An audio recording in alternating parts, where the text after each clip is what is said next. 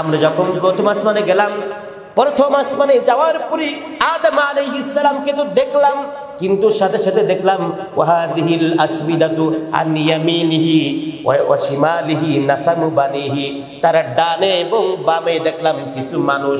তাদের ব্যাপারে যখন জিজ্ঞাসা করলাম, জিবরিল আমিন আমাকে বললেন যে তার ডানে এবং বামে যারা রয়েছে তারা হলো তার সন্তান।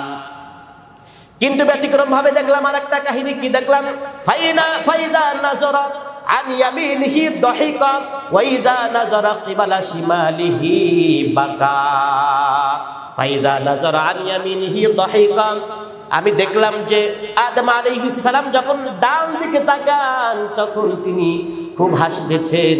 ওয়া ইযা নাযরা কিবালা শিমালিহি বাকা, তিনি যখন বাম দিকে তাকান তখন তিনি কাঁদতেছেন। আমি জিবরিল আমিনের কাছে জিজ্ঞাসা করলাম, ভাই জিবরিল কারণটা কি? ডান দিকে তাকান হাসেন, বাম দিকে তাকান যখন তিনি কাঁদেন, কান্নার কারণটা কি বা হাসার কারণটা কি? তখন জিবরিল আমিন আমাকে বললেন, ফাহালুল ইয়ামিনি মিনহু মাহালুল জান্নাহ ইয়া রাসূলুল্লাহ ইয়া হাবিবাল্লাহ। তিনি ডান দিকে যখন তাকান তখন হাসার কারণ হলো ডান দিকে যে সন্তানগুলো বা যে মানুষগুলো রয়েছে এই মানুষগুলো হলো সকলে জান্নাতি। সুতরাং জান্নাতি মানুষগুলোর দিকে যখন তিনি তাকান তখন তিনি সেই আনন্দে হাসেন। আর ওয়াল আসমিদাতুল্লাতি আন শিমালিহি আহলুন নার, আর বাম দিকে যে সন্তানগুলো দেখা যায় এরা হলো সকলে জাহান্নামী।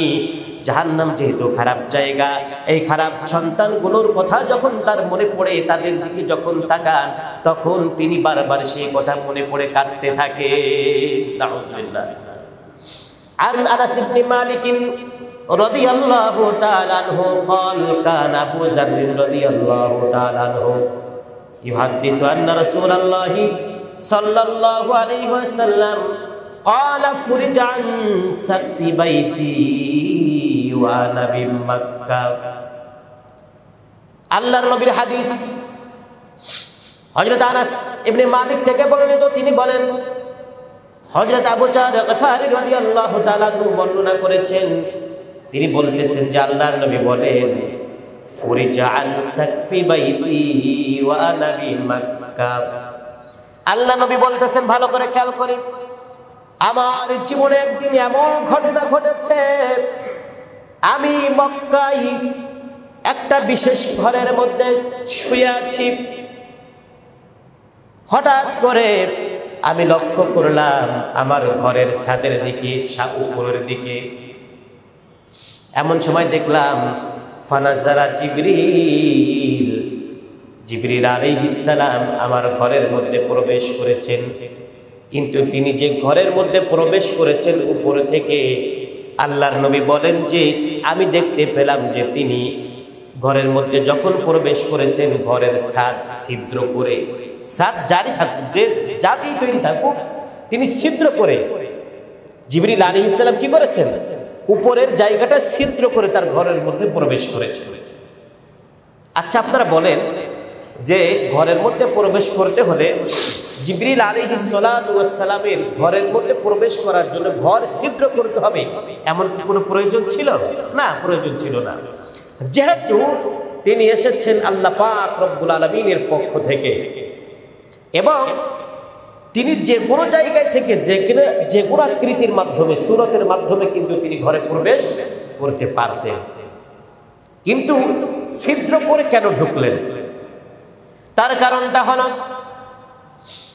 আল্লাহর নবী বলতেছেন, আমি তখন চিন্তা করেই নিলাম যে আজকে আল্লাহর পক্ষ থেকে জিবরিল আমিন আমার ঘরের মধ্যে প্রবেশ করেছেন ঘরটা ছিদ্র করেই। তার কারণ হলো আজকে তিনি এমন কিছু করবেন, হয়তোবা এমন কিছু ঘটনা ঘটবে আমার জীবনের ক্ষেত্রে যেটা নবীদের ক্ষেত্রে যদি ঘটে যায় সেটা হয় মুজিজা, আর আল্লাহর ওলিদের ক্ষেত্রে যদি এমন কিছু ঘটনা ঘটে সেটা হয় কারামাত। সুতরাং হয়তো জিবরিল আমিন আজকে এমন কিছু ঘটনা ঘটাবেন যা সাধারণ কোনো মানুষের পক্ষে কোনোদিন সম্ভবপর নয়। আল্লাহর নবী বলেন এবারে কি হলো? জিবরিল আলাইহিস সালাম যখন আমার ঘরের মধ্যে প্রবেশ করলেন, কিছুক্ষণ পরেই আমাকে একটা বিশেষ জায়গাতে অন্য ফেরেশতা নিয়ে গেলেন, যার নাম দেয়া হয়েছে হাতিমে কাবা। কাবা শরীফের পাশে বিশেষ একটা জায়গা, এই জায়গাতে আমাকে নিয়ে যাওয়া হলো। নবীজি বলতেছেন, ফাফরাজা সাদরি সুম্মা গাসালাহু বিমাই জামজাম। ফাফরাজা সাদরি, ওই হাতিমে কাবার কাছে আমাকে যখন নিয়ে যাওয়া হলো, আমাকে নিয়ে যাওয়ার পরে আমার বুক চিরা হলো, আমার বক্ষ বিদীর্ণ করা হলো। বক্ষ বিদীর্ণ করার পরে সুম্মা গাসালাহু বিমাই জামজাম। বক্ষ বিদীর্ণ করার পরে আমার মুখ থেকে যেন কি কি বের করে দেওয়া হলো। এরপরে আমার বুকটা ধৌত করা হলো। তারপরে কি করা হলো? সুম্মা জাআ বিতাসতিম মিন যাহাবিন মুমতালিন হিকমাতাও ওয়া ঈমানা। আল্লাহর নবী বলতেছেন, আমার শুধু বক্ষকে ধৌত করা হলো না, পরিষ্কার পরিচ্ছন্ন করা হলো না, সুম্মা জাআ বিতাসতিম মিন যাহাবিন মুমতালিন, আমার কাছে একটা স্বর্ণের পাত্র আনা হলো। এই স্বর্ণের পাত্রের মধ্যে হিকমাতাও ওয়া ঈমানা, হিকমত ছিল এবং ঈমান ভরপুর ছিল। এটাকে এনে এক পর্যায়ে আমার বুকের মধ্যে প্রবেশ করানো হলো। ফাআবরাকাহু ফি সাদরি সুম্মা আতবাকাহু। এই হিকমত এবং ঈমান এই দুটোকে আমার বুকের মধ্যে ঢুকিয়ে দেয়া হলো। ঢুকানোর পরে সুম্মা আতবাকাহু, অতঃপর আমার বুকটাকে আবার অপারেশন করা হলো।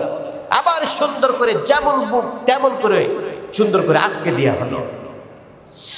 প্রিয় হাজিরিন, এবার আমি এতক্ষণ বলতেছিলাম আপনাদের সামনে বুখারী শরীফের 300 কত নম্বর হাদিস? 49 নম্বর হাদিস। এটা হলো আন্তর্জাতিক হিসাবের যে হিসাব অনুযায়ী যে নাম্বারটা হবে সেটা অনুযায়ী বলছি। আবার যদি আপনি মাদ্রাসার যে পুস্তকাতে আছে বলতে এটা কিন্তু মিলবে না। জি জি জি, আন্তর্জাতিক হিসাব অনুযায়ী বলছি। এরপরে আমরা আপাতত এই হাদিসটাই পর্যন্ত আলোচনা রাখলাম। প্রাসঙ্গিক আলোচনায় আরেকটু সামনে যদি যাই, এবার আমাদের আলোচনা হলো মুসলিম শরীফের 300 নম্বর হাদিস। আন্না রাসূলুল্লাহ সাল্লাল্লাহু আলাইহি ওয়াসাল্লাম, আনাস ইবনে মালিক থেকে বর্ণিত, তিনি বলতেছেন নবী করিম সাল্লাল্লাহু আলাইহি ওয়াসাল্লাম বলেছেন, আমি যখন এইভাবে ঘুমন্ত ছিলাম বা শোয়া ছিলাম, আমাকে নিয়ে যাওয়া হলো, এমন ভাবে আমার বক্ষ বিদীর্ণ করা হলো। তারপরে এই কাজগুলো যখন করা হলো, এক পর্যায়ে নির্দিষ্ট জায়গায় আমাকে আবার আনা হলো। তারপরে কি হলো? উতিতু ফিল বুরাক, আমাকে পরিষ্কার পরিচ্ছন্ন করার পরে আমার কাছে একটা বুরাক নামক একটা বাহন আনা হলো। এই বাহনটা কেমন? এই বাহনটা হলো ওয়াহুয়া দাব্বাতুন আবিয়াদু তাবিলুন ফাওকাল হিমারি ওয়া দুনাল বাগল। আল্লাহর নবী বলতেছেন, যে বাহন বুরাক নামক যে বাহনটা আমাকে নেওয়ার জন্য আমার কাছে আনা হলো, এটা হলো আবিয়াদু তাবিলুন, লম্বা আকৃতির একটা বাহন, ফাওকাল হিমারি, গাধার চেয়ে একটু বড়, ওয়া দুনাল বাগল, খচ্চরের চেয়ে একটু ছোট, ইয়াদউ হাফিরাহু ইনদা মুনতাহা তারফিহি। এই যে বাহনটা আমার কাছে দেয়া হলো, আনা হলো, এর গতি এত বেশি যে তার চোখের যে পলক, এই পলকটা এই পলকটা যখন দৃষ্টিশক্তির যে পলক, এই পলকটা একবার ফেললে যত দূর যায়, এর গতি ছিল এত বেশি যে একটা লাফ দিলে সে তত দূর পর্যন্ত চলে যায়। চোখের দৃষ্টি এত বেশি যে এক পলকে তার যত দূর দৃষ্টি পড়ে, একটা লাফে সে অত দূর চলে যেতে পারে। এটা কিন্তু হাদিস বলছি, মুসলিম শরীফের কত নম্বর হাদিস? 300 নম্বর হাদিস। আন্তর্জাতিক হিসাব অনুযায়ী। এরপরে নবীজি হাদিসের মধ্যে বলেছেন, এটা হলো তিরমিজি শরীফের 3131 নম্বর হাদিস। নবীজি বলেন, আমার জন্য যে বোরাকটা আনা হলো, যে বাহনটা আনা হলো, এটা কেমন? ফিল বুরাকি লাইলাতা উসরিয়া বিহি মুলজামান মুসরাজা।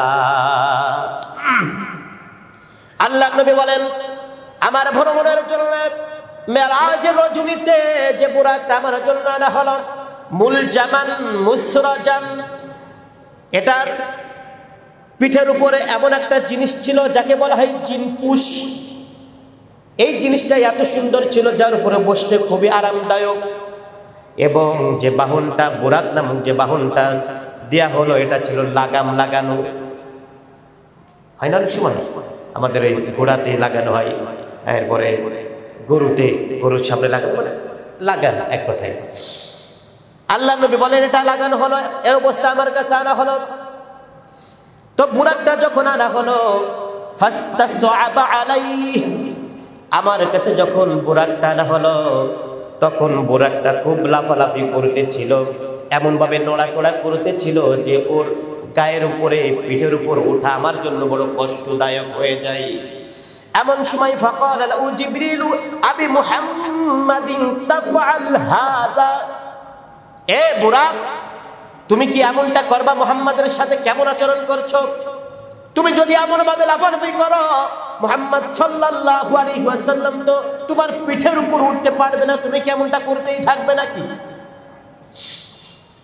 হযরত জিবরিল আমিন যখন এমনটা বলেছেন, এবার বলতেছেন, শোনো রে বুরাক, ফামা রাকিবাকা আহাদুম মিন খালকিল্লাহি আকরামু আলাল্লাহি মিনহু, জেনে রাখো রে বুরাক, তুমি তো লাফালাফি করতেছ, মুহাম্মদ সাল্লাল্লাহু আলাইহি ওয়াসাল্লাম তোমার পিঠের উপর উঠবে আর তুমি নড়াচড়া করতেছ, অথচ ফামা রাকিবাকা আহাদুম মিন খালকিল্লাহি আকরামু আলাল্লাহি মিন, আল্লাহর সৃষ্টি জগতের ভিতরে আজ পর্যন্ত তোমার উপরে মুহাম্মদ সাল্লাল্লাহু আলাইহি ওয়াসাল্লামের মতো এত সম্মানিত কোনো ব্যক্তি তোমার পিঠের উপর আর কোনোদিন ওঠে নাই।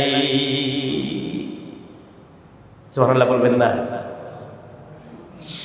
এই কথা বলার সাথে সাথে ফারফাদ আরাকান, সাথে সাথে বুরাক বড় লজ্জিত হয়ে গেছে। শুধু লজ্জিত হয় নাই, ঘরমাক্ত হয়ে গেছে।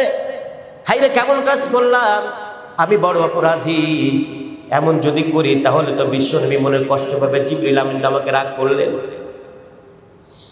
এমন অবস্থা যখন হলো, সাথে সাথে সে নিরিবিলি হয়ে গেল। বিশ্বনবী সাল্লাল্লাহু আলাইহি ওয়াসাল্লাম এবার সাথে সাথে ওই বুরাকের পিঠে আরোহণ করলেন, চড়া শুরু করলেন। নবীজি বলতেছেন, ক্বালা ফারাকিবতুহু হাত্তা আতাইতু বাইতাল মাকদাস, আমি এই বুরাকের পিঠের উপরে উঠে আরোহণ করে বাইতুল মুকাদ্দাস পর্যন্ত চলে গেলাম। ফারাবাতুহু বিল হালকাতিল্লাতি ইয়ারবিতু বিহিল আম্বিয়া, আমি যখন বাইতুল মুকাদ্দাস পর্যন্ত পৌঁছালাম, ওই যে বুরাক নামক যে বাহনটা ছিল, বাহনের যে লাগাম ছিল বা দড়ি রশি ছিল, এইটাকে আমি এমন একটা জায়গায় বেঁধে রাখলাম যে জায়গাতে ইতিপূর্বে বিভিন্ন নবী রাসূলগণ তারাও রশি বেঁধেছিলেন। এমন একটা প্রস্তর খণ্ডের সাথে আমি এটাকে বেঁধে দিলাম। তারপরে কি হলো? আল্লাহর নবী বলেন, সুম্মা দাখালতুল মসজিদা ফাসাল্লাইতু ফীহি রাকাতাইন, আমি মসজিদে আকসায় প্রবেশ করলাম। তারপরে ফাসাল্লাইতু ফীহি রাকাতাইন, আমি নামাজ আদায় করলাম 2 রাকাত। হাদিসের বিভিন্ন বর্ণনা এসেছে, নবীজি সাল্লাল্লাহু আলাইহি ওয়াসাল্লাম অসংখ্য নবীদের ইমামতিতে নামাজ আদায় করলেন, বর্ণিত আছে। তারপরে কি হলো? আল্লাহ নবী বলেন, নামাজ যখন আমার আদায় হয়ে গেল, সুম্মা খারাজতু মিনাল মসজিদি ফাজানি জিবরিল, নামাজ আদায় করার পরে সুম্মা খারাজতু মিনাল মসজিদ, মসজিদ থেকে জিবরিল আমিনের সাথে আমি বের হয়ে গেলাম।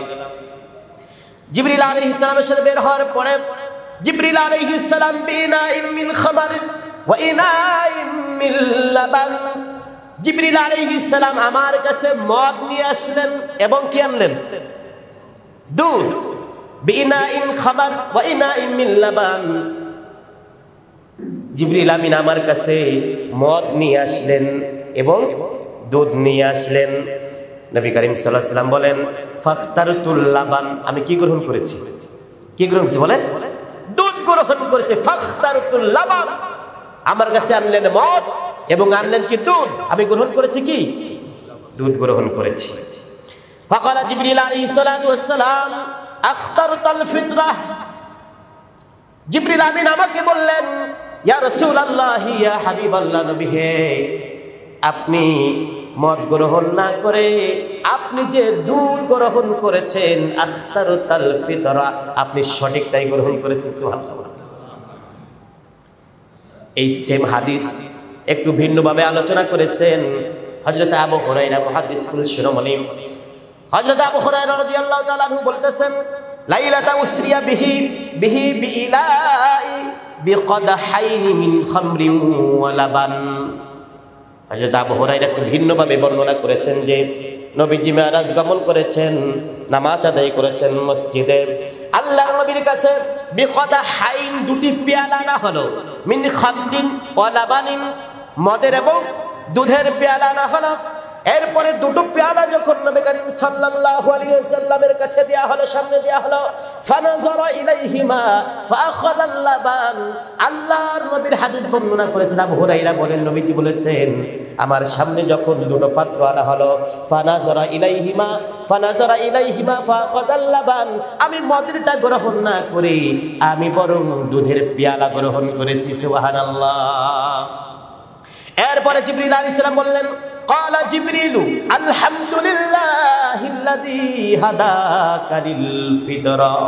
ইয়া রাসূলুল্লাহ, ইয়া হাবিবাল্লাহ, ওই মহান রবের প্রশংসা আদায় করেছি যেই মহান আল্লাহ পাক রব্বুল আলামিন আপনাকে সঠিকটাই গ্রহণ করার তৌফিক দান করেছেন।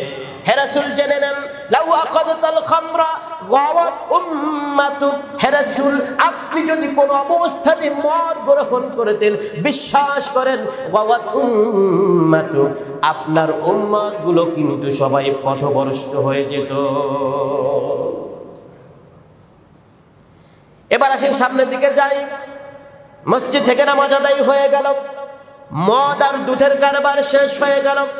এবার নবী করিম সাল্লাল্লাহু আলাইহি ওয়াসাল্লাম বলতেছেন সুম্মা আরাজা বিনা ইলাস সামাই ফাস্তাফতাহা জিবরিল। ওখান থেকে জিবরিল আলাইহিস সালামের সাথে আমার চলা শুরু হয়ে গেল। আমরা দুজন চলতে শুরু করলাম। চলতে চলতে চলতে চলতে প্রথম আসমান পর্যন্ত যখন চলে গেলাম, প্রথম আসমানের খুবই কাছাকাছি যখন যা হলো, ফাস্তাফতাহা জিবরিল, প্রথম আসমানে গিয়ে জিবরিল আলাইহিস সালাম আসমানের দরজা খোলার জন্য অনুমতি চাইলেন। ফাকিলা মান হাযা, বলা হলো তোমরা কারা, আপনি কে? ক্বালা জিবরিল, জিবরিল আলাইহিস সালাম বললেন আমি জিবরিল। কিলা ওয়া মান মাক, আপনার সাথে কে? বললেন ক্বালা মুহাম্মদ সাল্লাল্লাহু আলাইহি ওয়াসাল্লাম। কিলা ওয়া ক্বাদ বুইসা ইলাইহি, তাকে কি এখানে আসার জন্য বলা হয়েছে নাকি? জিবরিল আমিন বললেন ক্বালা ক্বাদ বুইসা ইলাইহি, তাকে আসার জন্য অনুমতি প্রদান করা হয়েছে। নবী করিম সাল্লাল্লাহু আলাইহি ওয়াসাল্লাম বলেন ফাফুতিহা লানা, এরপরে আমাদের জন্য দরজা খুলে দেয়া হলো। যখন দরজা খুলে দেয়া হলো, প্রথম আসমানে যখন আমরা উঠলাম, ফাইজা আনা বি আদম, তখন প্রথম আসমানে গিয়ে দেখলাম হযরতে আদম আলাইহিস সালাম, তাকে দেখলাম, তার সাথে আমাদের সাক্ষাৎ হয়ে গেল। সাক্ষাৎ হলো, এরপরে কি করলেন তিনি? ফারহাবা বি ওয়া তাআলি বিখাইর। যখন আমরা প্রথম আসমানে গেলাম, আসমানে যাওয়ার সাথে সাথে তিনি আমাকে স্বাগত জানালেন এবং আমার কল্যাণের জন্য তিনি দোয়া করলেন।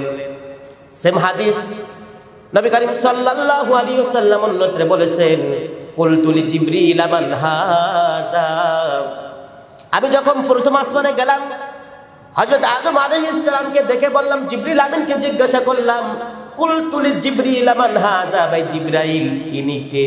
আদম আলাইহিস সালামের কথা জিজ্ঞাসা করছেন, ইনি কে? জিবরিল আমিন বললেন, ক্বালা হাযা আদম, ইনি হলেন আদম আলাইহিস সালাম। তারপরে কি হলো? ওয়াহাযিহিল আসবিদাতু আন ইয়ামিনিহি ওয়া শিমালিহি নাসামু বানি। আমরা যখন প্রথম আসমানে গেলাম, প্রথম আসমানে যাওয়ার পরে আদম আলাইহিস সালামকে তো দেখলাম, কিন্তু সাথে সাথে দেখলাম ওয়াহাযিহিল আসবিদাতু আন ইয়ামিনিহি ওয়া শিমালিহি নাসামু বানিহি।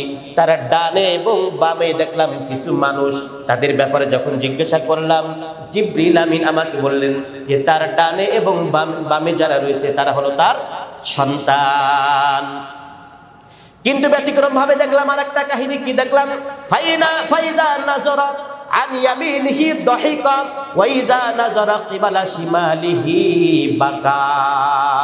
ফাইদা নাযরা আন ইয়ামিনিহি দাহিকা, আমি দেখলাম যে আদম আলাইহিস সালাম যখন ডান দিকে তাকান তখন তিনি খুব হাসতেছেন।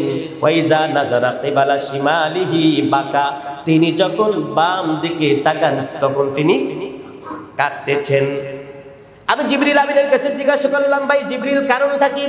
ডান দিকে তাকান হাসেন, বাম দিকে তাকান যখন তিনি কাঁদেন, কান্নার কারণটা কি বা হাসার কারণটা কি? তখন জিবরিল আমিন আমাকে বললেন, ফাহালুল ইয়ামিনি মিনহু মাহালুল জান্নাহ ইয়া রাসূলুল্লাহ ইয়া হাবিবাল্লাহ। তিনি ডান দিকে যখন তাকান তখন হাসার কারণ হলো ডান দিকে যে সন্তানগুলো বা যে মানুষগুলো রয়েছে এই মানুষগুলো হলো সকলে জান্নাতি। সুতরাং জান্নাতি মানুষগুলোর দিকে যখন তিনি তাকান তখন তিনি সেই আনন্দে হাসেন। আর ওয়াল আসমিদাতুল্লাতি আন শিমালিহি আহলুন নার, আর বাম দিকে যে সন্তানগুলো দেখা যায় এরা হলো সকলে জাহান্নামী। জাহান্নাম যেহেতু খারাপ জায়গা, এই খারাপ সন্তানগুলোর কথা যখন তার মনে পড়ে, তাদের দিকে যখন তাকান তখন তিনি বারবার সেই কথা মনে পড়ে কাঁদতে থাকে। নাউজুবিল্লাহ। প্রিয় হাজিরিন, এই হলো প্রথম আসমানের মোটামুটি একটু ঘটনা। নবী করিম সাল্লাল্লাহু আলাইহি ওয়াসাল্লাম বলেছেন, এরপরে সুম্মা আরাজা বিনা ইলাস সামাইস সানিয়া, এরপরে আমরা চলতে চলতে চলতে চলতে দ্বিতীয় আসমানে গেলাম। দ্বিতীয় আসমানে যাওয়ার পরে আবার এইভাবে কথোপকথন হলো, অনুমতি প্রার্থনা হলো। এক পর্যায়ে আমাদের জন্য আসমানের দ্বিতীয় আসমানের দরজা খুলে দেয়া হলো। দ্বিতীয় আসমানে যখন আমরা পৌঁছালাম, ফাইজা আনা বি আবনাইল খালা, ফাইজা আনা বি আবনাইল খালা, দুজন খালাতো ভাইয়ের সাথে দেখা হলো। দুজন খালাতো ভাইয়ের সাথে দেখা হলো। তারা কারা? ঈসা ইবনে মারইয়াম ওয়া ইয়াহইয়া ইবনে যাকারিয়া। একজন হলেন হযরত ঈসা আলাইহিস সালাম, অপরজন হলেন হযরত ইয়াহইয়া আলাইহিস সালাম। তাদের দুজনের সাথে যখন দেখা হলো, ফারাহাবা ওয়া দাআওয়ালি বিখাইর, নবী আমার বলেন তাদের কাছে যখন আমরা গেলাম তারা দুজনেই আমার জন্য আমাকে সুস্বাগত জানালেন, সাথে সাথে আমার জন্য কল্যাণের দোয়া করলেন। সেখান থেকে চলে গেলাম।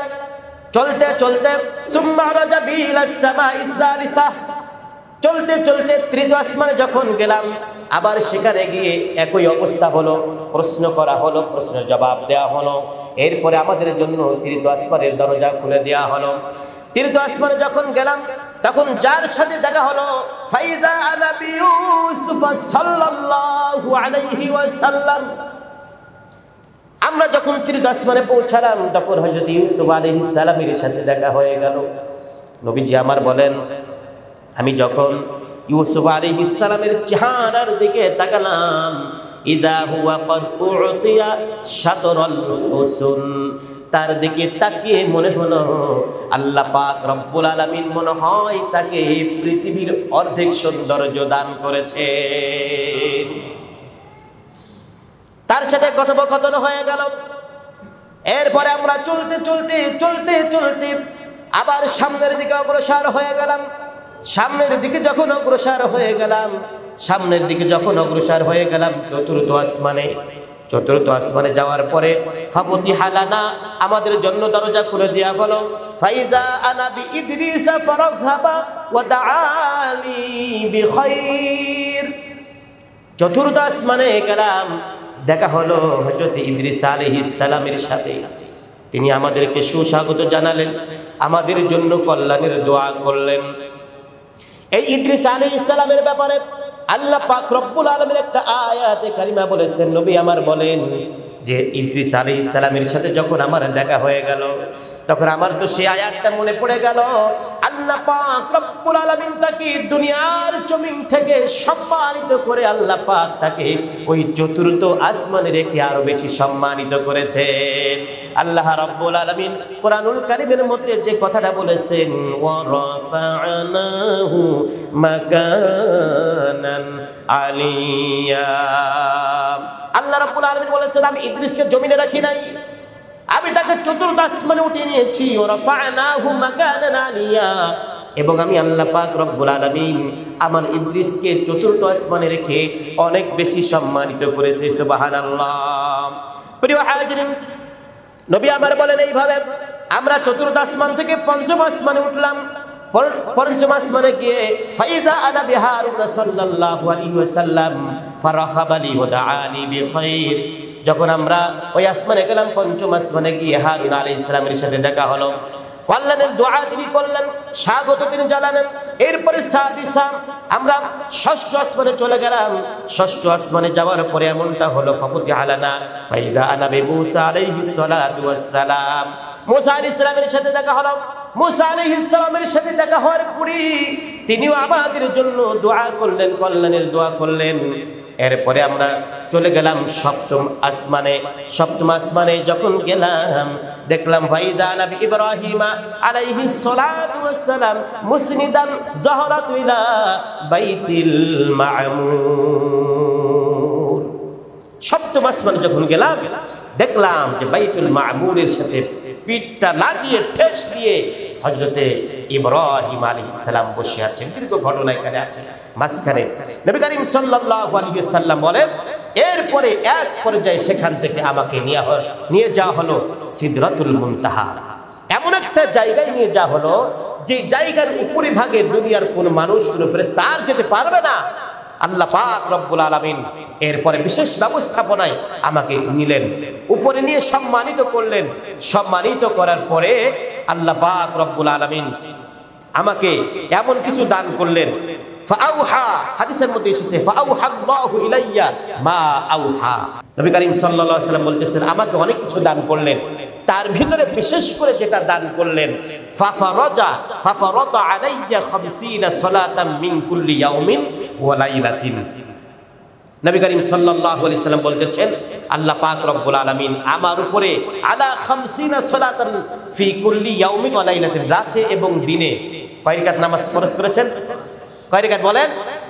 50 রাকাত নামাজ আমার উপর আল্লাহ পাক রব্বুল আলামিন ফরজ করেছিলেন। তারপরে কি হলো?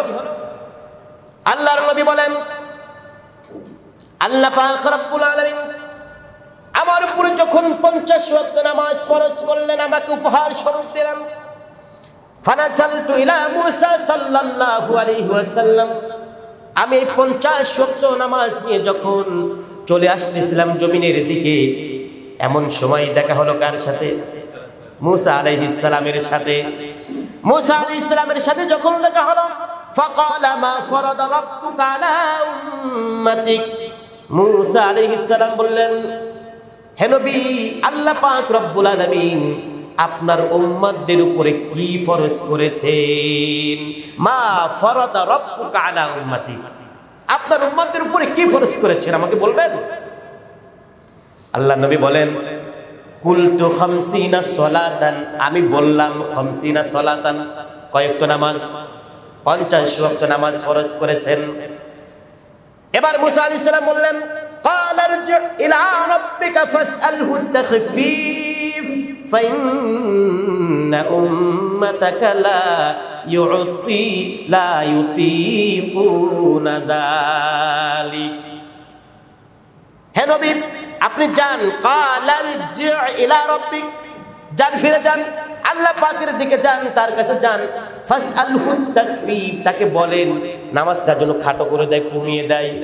তার কারণ হলো ফাইন্না উম্মাতাকা লা ইউতিকুনা যালিক, আমি জানি আপনার উম্মতরা এই এতগুলো নামাজ পড়তে পারবে না, এত ওয়াক্ত নামাজ আপনার উম্মতরা পড়তে সামর্থ্য হবে না।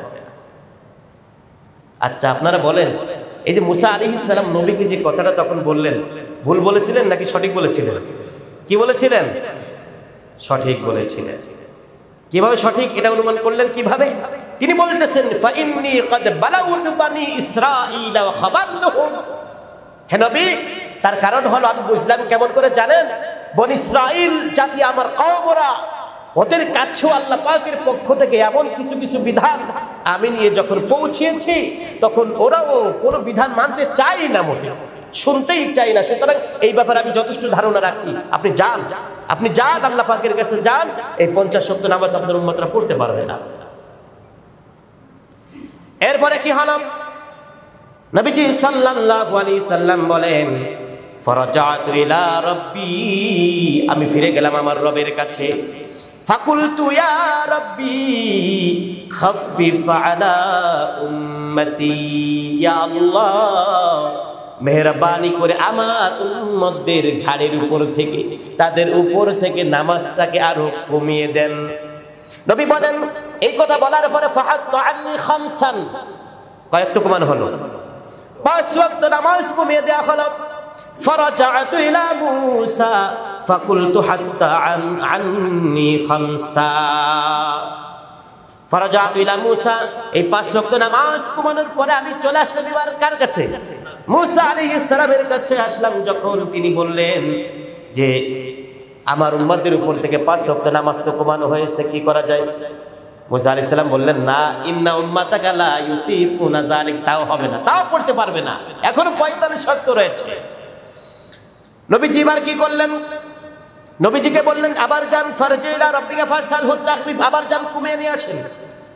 নবী করিম সাল্লাল্লাহু আলাইহি ওয়াসাল্লাম বলেন ফালাম আযাল আরজি বাইনা রাব্বি তাবারাকা ওয়া তাআলা ওয়া বাইনা মূসা, আমি এমন ভাবে আল্লাহ পাক এবং মূসা আলাইহিস সালামের কাছে গেলাম আসলাম, এইভাবে কতবার? 9 বার হয়ে গেল। যখন কমাতে যখন আর থাকলো কয়েক তো থাকলো 5 ওয়াক্ত যখন থাকলো, এবার মূসা আলাইহিস সালাম বললেন আর একটু কমিয়ে নিয়ে আসেন। এবার আল্লাহ পাক রব্বুল আলামিনের কাছে মূসা আলাইহিস সালাম আল্লাহ পাক রব্বুল আলামিনের কাছে নবী করিম সাল্লাল্লাহু আলাইহি সাল্লাম যখন গেলেন, আল্লাহ পাক বললেন ইয়া মুহাম্মদ ইন্নাহুন্না খামসু সালাওয়াতিন কুল্লা ইয়াউমিন ওয়া লাইলাতিন, হে নবী ইয়া মুহাম্মদ সাল্লাল্লাহু আলাইহি সাল্লাম, রাতে এবং দিনে আপনার উম্মতদের জন্য মাত্র 5 ওয়াক্ত নামাজ অবশিষ্ট আছে। সুতরাং আপনি জেনে নেন, তাদেরকে জানিয়ে দিবেন এই 5 ওয়াক্ত নামাজের মর্তবা, তার সওয়াব কত বেশি হবে। লিকুল্লি সালাতিন আশরিন, যদি 1 ওয়াক্ত নামাজ আদায় করে তাকে নেকি দান করা হবে 10 ওয়াক্তের। বলি সুবহানাল্লাহ। আল্লাহর নবীর কাছে আল্লাহর নবী বার বলতেছেন ফাযালিকা 50 সালাতান, আল্লাহ পাক আমাকে বলছেন এইভাবেই যদি কোনো ব্যক্তি 5 ওয়াক্ত সঠিকভাবে নামাজ আদায় করে, 50 ওয়াক্ত নামাজ আদায় করলে যে পরিমাণ সওয়াব দান করা হতো, আল্লাহ পাক রব্বুল আলামিন 5 ওয়াক্তের বদৌলতে ওই পরিমাণ সওয়াব দান করবে। সুবহানাল্লাহি ওয়া বিহামদিহি। তাহলে আমরা যারা আলহামদুলিল্লাহ 5 ওয়াক্ত নামাজে পাবন্দি হচ্ছি, আমরা ইনশাআল্লাহ কয় ওয়াক্ত নামাজে সওয়াব পাচ্ছি? কত ওয়াক্ত? 50 ওয়াক্ত নামাজে সওয়াব আল্লাহ পাক রব্বুল আলামিন দান করতেছেন। আমরা তো বড় বোকা, চরম বোকা আমরা। যদি কোনো নেট অফার আসে, যদি কোনো এমবি ফ্রি দেওয়া হয়, যদি কোনো মিনিট ফ্রি দেওয়া হয়, পকেটে টাকা থাকুক আর না থাকুক, চাউল কিনতে পারি আর না পারি, আমাদের নেট কিনা কিন্তু ভুল হবে না, মিনিটের অফার গ্রহণ করতে ভুল হবে না। 10 টাকা ঢোকালেই যদি 100 মিনিট পাওয়া যায়, এই ভুল করবেটা কি? দুঃখজনক ব্যাপার হলো না। দুনিয়ার ব্যাপারে, অস্থায়ী জিন্দেগির ব্যাপারে আমরা বড় ভালো বুঝতে পারি, নগদ হিসাব নিকাশ আমরা বড় বুঝতে পারি, কিন্তু আল্লাহ পাক রব্বুল আলামিন আমাদের জন্য যে সুযোগ রেখেছেন, মাত্র 5 ওয়াক্ত নামাজ পড়লে 50 ওয়াক্ত নামাজের সওয়াব যিনি দান করবেন, ওই আল্লাহ পাক রব্বুল আলামিন আমাদের জন্য এত সুযোগ রেখেছেন, অথচ এটা আমরা বোঝার চেষ্টা করি না। শুধুমাত্র জুমার দিনে মসজিদটা ভরে যায়, অন্যান্য ওয়াক্ত সমূহ 2 কাতার 3 কাতার তার উপরে মুসল্লি নাই। তার মানে এই জুমার দিনে নামাজই আমাদের উপরে ফরজ। এগুলো আমাদেরকে ভুলে যেতে হবে ভাই। সম্মানিত মুসল্লিন ইকরাম, আপনাদেরকে আর কি করে বুঝাবো, কি করে বলবো? এই নামাজ শুধুমাত্র জুমার দিনে নামাজে এসে আপনি কাকে কি বোঝাতে চাচ্ছেন? আপনি যদি ইমাম সাহেবকে বোঝাতে চান, ইমাম সাহেবের বুঝলেও ভালো, না বুঝলে ভালো। কারণ পরকালীন জিন্দেগিতে ইমাম সাহেব আপনাকে বিন্দুমাত্র কোনো উপকার করতেও পারবে না, আপনার কোনো শাস্তিও দিতে পারবে না, এমন ক্ষমতা নাই। আপনি এলাকার কাউকে বোঝাতে চান, সেও কোনো ক্ষমতা রাখে না। যে আল্লাহ পাক আপনাকে পরকালীন জিন্দেগিতে শাস্তির পরে শাস্তি, শাস্তির পরে শাস্তি দেওয়ার পূর্ণাঙ্গ ক্ষমতা রাখেন, ওই আল্লাহ পাকের ভয় দিলে রাখেন। জুমার দিনে যেভাবে নামাজে আসতেছেন সেইভাবে প্রত্যেকটা ওয়াক্তে নামাজে আসার চেষ্টা করেন। আল্লাহ পাক কিয়ামতের দিন ইনশাআল্লাহ মাফ করে দিবেন।